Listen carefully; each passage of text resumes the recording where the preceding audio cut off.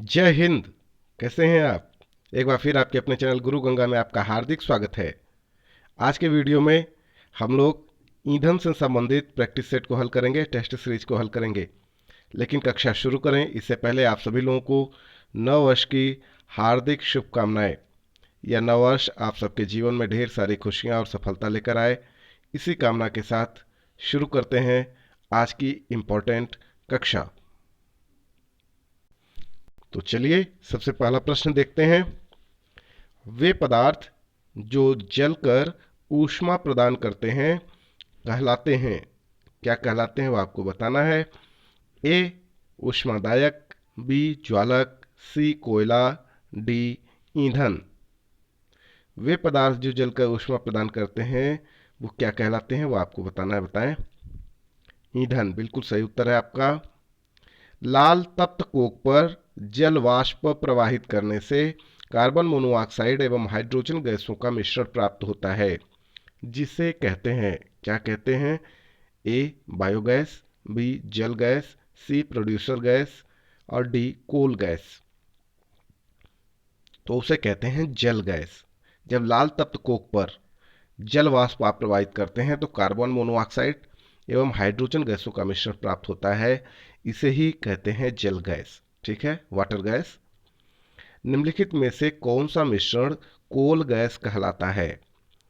ए H2, CH4 और CO carbon monoxide. B कहता है H2 यानी हाइड्रोजन, ऑक्सीजन और कार्बन मोनोऑक्साइड। सी कहता है हाइड्रोजन, नाइट्रोजन और ऑक्सीजन। डी कहता है हाइड्रोजन, नाइट्रोजन और कार्बन डाइऑक्साइड। तो सही उत्तर क्या है वो आप बताएं। जी हाँ, यह मिश्रण जो है वही कोल गैस कहलाता है। हाइड्रोजन, मीथेन और कार्बन मोनोऑक्साइड का ये कोल गैस कहलाता है। ए बिल्कुल सही उत्तर है। कार्बन मोनोऑक्साइड तथा नाइट्रोजन गैस के गैसीय मिश्रण को कहते हैं, क्या कहते हैं वो आपको बताना है। ए कहता है जल गैस, बी कहता है कोल गैस, सी कहता है प्रोड्यूसर गैस, डी कहता है प्राकृतिक गैस। तो कार्बन मोनोऑक्साइड और नाइट्रोजन गैस का जो गैसीय मिश्रण होता है उसे कहते हैं प्रोड्यूसर गैस। क्या कहते हैं? Producer gas. आगे चलते हैं।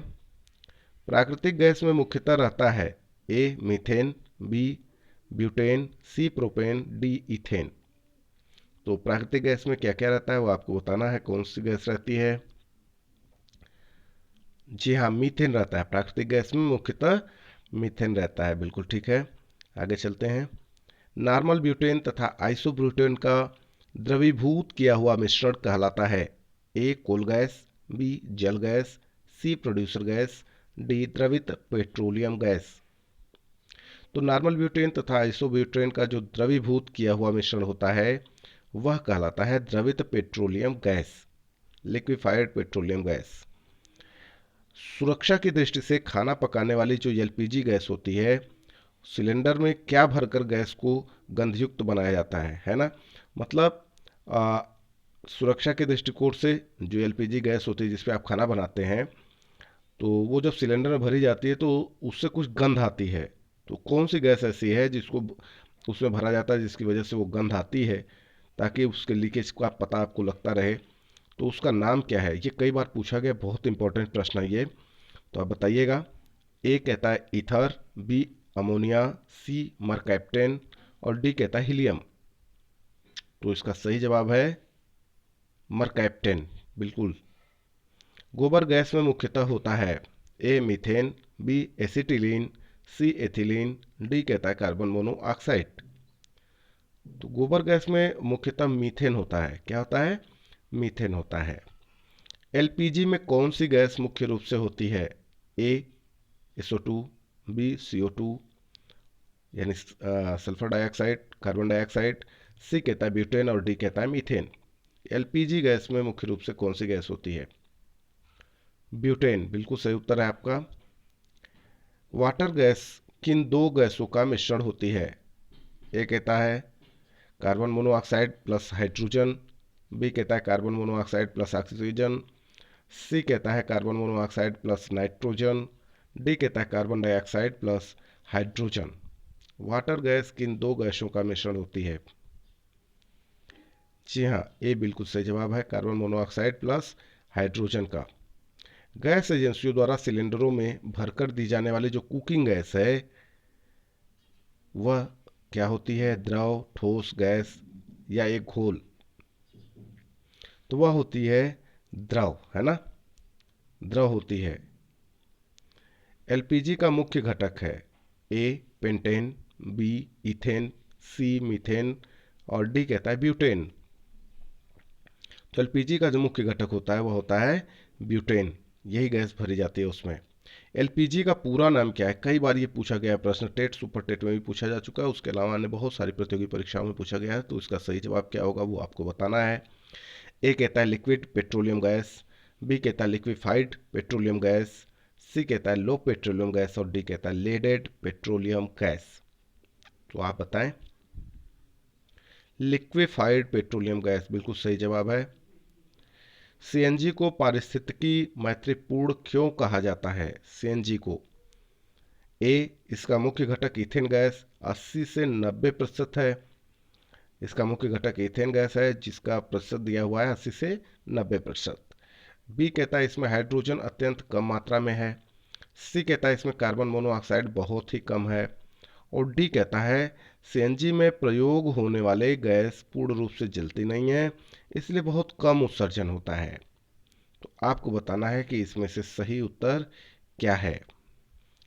पारिस्थितिकी मैत्रीपूर्ण क्यों कहा जाता है सीएनजी को? तो देखिए इसमें कार्बन मोनोऑक्साइड बहुत ही कम होता है, इसीलिए इसको पारिस्थितिकी मैत्रीपूर्ण कहा जाता है। ठीक है, आगे देखिए।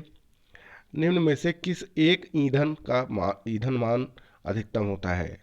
इसमें से किसका ईंधन मान अधिकतम होता है वो आपको बताना है। ए हाइड्रोजन, बी गैसोलीन, सी प्राकृतिक गैस और डी चारकोल। तो हाइड्रोजन का ईंधन मान अधिकतम होता है इनमें। निम्नलिखित में से कौन सा ईंधन न्यूनतम पर्यावरणीय प्रदूषण उत्पन्न करता है? ए केरोसिन, बी कोयला, सी हाइड्रोजन, डी डीजल। तो हाइड्रोजन न्यूनतम पर्यावरणीय प्रदूषण उत्पन्न करता है। रॉकेट को चलाने में प्रयुक्त ईंधन कहलाते हैं ए कोक, बी बायोमास, सी प्रणोदक और डी कोल गैस। तो इसका जो सही उत्तर है, रॉकेट को चलाने में प्रयुक्त ईंधन कहलाता है प्रणोदक। क्या कहलाता है? प्रणोदक। कोयले की विभिन्न किस्मों में से किसमें कार्बन की प्रतिशत मात्रा सबसे अधिक होती है? ए बिटुमिनस, बी लिग्नाइट, सी पिट और डी एंथ्रासाइट। देखिए ये बहुत इंपॉर्टेंट प्रश्न है, ये कई बार आया हुआ प्रश्न है, तो इसको आप वेरी वेरी इंपॉर्टेंट समझिएगा। ये जो अलग अलग नाम दिए हुए हैं ये कोयले के विभिन्न किस्म हैं, और इसमें कार्बन की सर्वाधिक प्रतिशत मात्रा किसमें होती है, सबसे ज़्यादा प्रतिशत मात्रा किसमें होती है? यह प्रश्न कई बार आया हुआ है, आपको बताना है, तो बताएं। जी हाँ, एंथ्रासाइट कोयला जो होता है इसमें कार्बन सबसे अधिक पाया जाता है। ठीक है। भूरा कोयला के नाम से किसे जाना जाता है? यह भी बहुत इंपॉर्टेंट है, बताएं। ए बिटुमिनस, बी लिग्नाइट, सी पीट और डी एंथ्रासाइट। तो भूरे कोयले के नाम से जाना जाता है लिग्नाइट को। किसको? लिग्नाइट को। आगे देखते हैं 20वां प्रश्न क्या कहता है। किसी ईंधन के अपस्फोटी रोधी गुण को दर्शाती है? ए स्वर्ण संख्या, बी माइक संख्या, सी ऑक्टेन संख्या, डी प्राकृतिक संख्या। तो बताएं। जी हाँ, ऑक्टेन संख्या बिल्कुल सही जवाब है आपका। ऊष्मा की वह मात्रा जो किसी ईंधन के 1 ग्राम की हवा अथवा ऑक्सीजन में पूर्णतः जलाने के फलस्वरूप प्राप्त होती है कहलाती है ए दहन, बी ज्वलनमान, सी ऊष्मीयमान और डी कैलोरी ताप। वह कहलाती है ऊष्मीयमान। ऊष्मीयमान। एक अच्छे ईंधन के लिए आवश्यक शर्तें हैं। ए उसे आसानी से दहनशील होना चाहिए, बी उसका ऊष्मीय मान उच्च होना चाहिए, सी उसका ज्वलन ताप उपयुक्त होना चाहिए और डी इनमें से सभी। एक अच्छे ईंधन के लिए इनमें से कौन सी आवश्यक शर्तें हैं? तो देखिए इनमें से सभी। उसे आसानी से दहनशील भी होना चाहिए, उसका ऊष्मीय मान उच्च होना चाहिए और इसका ज्वलन ताप उपयुक्त होना चाहिए। डी ऑप्शन बिल्कुल सही है इसके लिए। दहन की क्रिया के लिए आवश्यक शर्तें हैं। ए दहन के पोषक पदार्थ की उपस्थिति, बी दहनशील पदार्थ की उपस्थिति, सी कहता है ज्वलन ताप की प्राप्ति और डी कहता है उपर्युक्त सभी। तो अगर इस प्रश्न की बात करें तो दहन की क्रिया के लिए आवश्यक शर्तें ये है कि दहन के पोषक पदार्थ की उपस्थिति हो, उसमें दहनशील पदार्थ की उपस्थिति हो और ज्वलन ताप की प्राप्ति भी हो। यानी ये तीनों सही हैं, तीनों होने चाहिए, इसलिए इस प्रश्न के लिए उपर्युक्त सभी वाला ऑप्शन बिल्कुल ठीक है। आगे देखिए, जिस न्यूनतम ताप पर कोई पदार्थ जलना शुरू करता है उसे उस पदार्थ का कहते हैं ए कैलोरीमान, बी ज्वलन ताप, सी ऊष्मीयमान, डी इनमें से कोई नहीं। तो जिस न्यूनतम ताप पर कोई पदार्थ जलना शुरू करता है उसे उस पदार्थ का कहते हैं ज्वलन ताप। श्वसन किस प्रकार की दहन क्रिया है? श्वसन किस प्रकार की दहन क्रिया है? ए स्वतः दहन, बी मंद दहन, सी द्रुत दहन, डी विस्फोट। तो सही जवाब है मंद दहन। बिना किसी बाहरी ऊष्मा के संपादित होने वाली दहन क्रिया को कहते हैं ए मंद दहन, बी द्रुत दहन, सी स्वतः दहन, डी विस्फोट। तो सही उत्तर क्या होगा इसका? स्वतः दहन बिल्कुल सही है।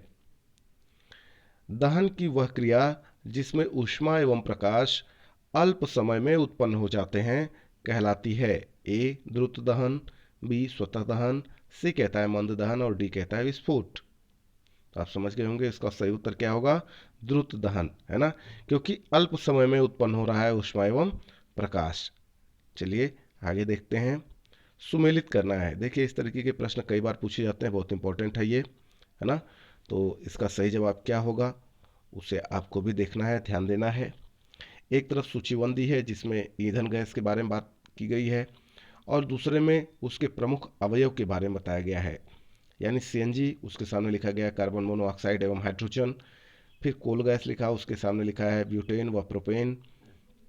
फिर एलपीजी लिखा हुआ है, इसके सामने लिखा है मीथेन व ईथेन। फिर भाप अंगार गैस लिखी हुई है, उसके सामने लिखा है हाइड्रोजन, मीथेन व कार्बन मोनोऑक्साइड। तो आपको इसे सुमेलित करना है।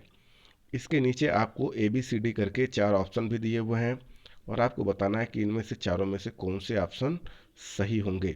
ठीक है, तो चलिए सुमेलित करते हैं। सबसे पहले CNG से शुरू करते हैं, ठीक ना। CNG से शुरू करेंगे। ए, CNG का संबंध किससे है, उसका प्रमुख अवयव क्या है वो आपको बताना है। तो CNG में मुख्यतः होता है मीथेन व ईथेन। क्या होता है? मीथेन व ईथेन। कोल गैस में क्या होता है? तो कोल गैस में होता है हाइड्रोजन, मीथेन व कार्बन मोनोऑक्साइड। LPG में क्या होता है? तो LPG में होता है ब्यूटेन व प्रोपेन। और भाप अंगार गैस में होती है कार्बन डाइऑक्साइड व हाइड्रोजन। तो इसका सही उत्तर क्या हुआ आप देख लीजिए ध्यान से। ये हो गया 3, 4, है ना, फिर 2, ठीक है, यह 2 और फिर 1। 3, 4, 2, 1 आप देख लीजिए इसका सही उत्तर किस में है? 3, 4, 2, 1। 3, 4, 2, 1 है बी में, ठीक है। बी बिल्कुल सही उत्तर है। तो इस तरह के जब प्रश्न आते हैं तो इसका अभ्यास आप जरूर कर लिया करें, क्योंकि बहुत इंपॉर्टेंट होते हैं। आपको रटने की बिल्कुल ज़रूरत नहीं है, 1-2 बार आप प्रैक्टिस करेंगे तो ये चीज़ें आसानी से आप समझ जाएंगे, ठीक है ना। तो प्रैक्टिस सेट को केवल हल करके ही सीखा जाना चाहिए, रटने की ज़रूरत नहीं है। अग्निशमन यंत्रों में भरा सोडियम बाइकार्बोनेट घोल किससे क्रिया करके कार्बन डाइऑक्साइड बनाता है? ए नाइट्रिक अम्ल, बी गंधक अम्ल, सी कार्बोलिक अम्ल और डी एसिटिक अम्ल। आपको बताना है कि अग्निशमन यंत्रों में भरा सोडियम बाइकार्बोनेट घोल किससे क्रिया करके कार्बन डाइऑक्साइड बनाता है? तो गंधक अम्ल, है ना, सल्फ्यूरिक एसिड जिसको आप कहते हैं, उससे क्रिया करके कार्बन डाइऑक्साइड बनाता है। आगे देखिए, सोडियम बाइकार्बोनेट को अग्निशामक के रूप में क्यों प्रयोग किया जाता है? ए, आग की गर्मी प्राप्त कर यह CO2 गैस उत्पन्न करता है। ये देखिए 2 नीचे होना चाहिए, है ना, इसमें भी 2 नीचे होना चाहिए। तो कार्बन डाइऑक्साइड गैस प्राप्त करता है। बी कहता है आग की गर्मी प्राप्त कर यह जल उत्पन्न करता है। सी कहता है आग की गर्मी प्राप्त कर यह ऑक्सीजन गैस उत्पन्न करता है, और डी कहता है आग की गर्मी प्राप्त कर यह कार्बन मोनोऑक्साइड गैस प्राप्त उत्पन्न करता है। तो आपको बताना है कि सोडियम बाइकार्बोनेट को अग्निशामक के रूप में क्यों प्रयोग किया जाता है। तो इसका जो सही जवाब है वह है ए। आग की गर्मी प्राप्त करके यह कार्बन डाइऑक्साइड गैस उत्पन्न करता है, इसीलिए सोडियम बाइकार्बोनेट को अग्निशामक के रूप में प्रयोग किया जाता है। आप जानते होंगे ऑक्सीजन की उपस्थिति में अग्नि जो है ज़्यादा प्रज्वलित होती है और कार्बन डाइऑक्साइड गैस उसको बुझाने के काम में आता है। आगे चलिए, पेट्रोल से लगने वाली आग के लिए किस प्रकार के अग्निशामक का प्रयोग किया जाता है। ए झाग वाले, बी पाउडर वाले, सी सोडा अम्ल वाले, और डी कहता है इनमें से कोई नहीं। तो इसका जो सही जवाब है वह है झाग वाले अग्निशामक का प्रयोग किया जाता है। आगे देखिए, अग्निशमन यंत्र में बोतल में रखे सांद्र सल्फ्यूरिक अम्ल के साथ निम्नलिखित में से किसका सांद्र विलयन रखा जाता है। अग्निशमन यंत्र में बोतल में रखे सांद्र सल्फ्यूरिक एसिड के साथ किसका सांद्र विलयन रखा जाता है, आपको बताना है। ए कहता है सोडियम क्लोराइड का, बी कहता है कैल्शियम कार्बोनेट का, सी कहता है सोडियम बाइकार्बोनेट का, और डी कहता है सोडियम सल्फेट का। तो अभी ऊपर आप देख रहे होंगे, ऊपर हम लोग बात कर रहे थे सोडियम बाइकार्बोनेट के बारे में, है ना। तो अग्निशमन यंत्रों में बोतल में रखे सांद्र H2SO4 के साथ सांद्र विलयन रखा जाता है सोडियम बाइकार्बोनेट का। आगे चलें, साधारण अग्निशामक यंत्र में CO2 यानी कार्बन डाइऑक्साइड, ये 2 नीचे होगा, निम्नलिखित के प्रतिक्रिया से उत्पन्न होता है। ए संगमरमर एवं तनु नमक का अम्ल, बी कहता है चूना पत्थर एवं तनु गंधका अम्ल, सी कहता है सोडियम बाइकार्बोनेट एवं तनु गंधका अम्ल, और डी कहता है सोडियम कार्बोनेट एवं तनु नमक का अम्ल। तो क्या होगा सही जवाब। साधारण अग्निशामक यंत्र में CO2 निम्नलिखित के प्रतिक्रिया से उत्पन्न होता है। 2 चीज़ों की प्रतिक्रिया से होता है, सोडियम बाइकार्बोनेट एवं तनु गंधकाम्ल, है ना, यानी H2SO4। आगे देखिए, अग्निशमन में कौन सी गैस प्रयुक्त होती है। A carbon monoxide, B carbon dioxide, ये 2 यहाँ होगा, सी हीलियम, डी कहता है ऑक्सीजन, 2 यहाँ नीचे होगा, ठीक ना। तो आपको बताना है अग्निशमन में कौन सी गैस प्रयुक्त होती है। जी हाँ, CO2 बिल्कुल ठीक है आपका जवाब। जलते पेट्रोल को पानी नहीं बुझा पाता है क्योंकि, आप जानते होंगे, आप अगर पेट्रोल जल रहा है तो आप उसमें पानी डालते हैं तो वो ठंडा नहीं होता। क्यों नहीं होता वो आपको बताना है। ए जलता हुआ पेट्रोल पानी को तुरंत भाप बना देता है, बी कहता है पेट्रोल और जल के मिश्रण से एक ज्वलनशील रसायन उत्पन्न होता है, सी कहता है अपने सापेक्ष कम घनत्व के कारण पेट्रोल पानी पर तैरता है, और डी कहता है जलते हुए पेट्रोल से संपर्क पर जल ऑक्सीजन छोड़ता है जो जलने में सहायक होती है। तो इसका सही जवाब क्या है। जी हाँ, इसका सही जवाब है कि जलते हुए पेट्रोल को पानी नहीं बुझा पाता है क्योंकि अपने सापेक्ष कम घनत्व के कारण पेट्रोल पानी पर तैरता है। तो जब ऊपर तैरता है तो जलता रह जाता है ना, और जब तक वो जल नहीं जाएगा तब तक वो ठंडा नहीं होगा। आगे देखिए, निम्नलिखित में कौन सा ईंधन तत्व नहीं है।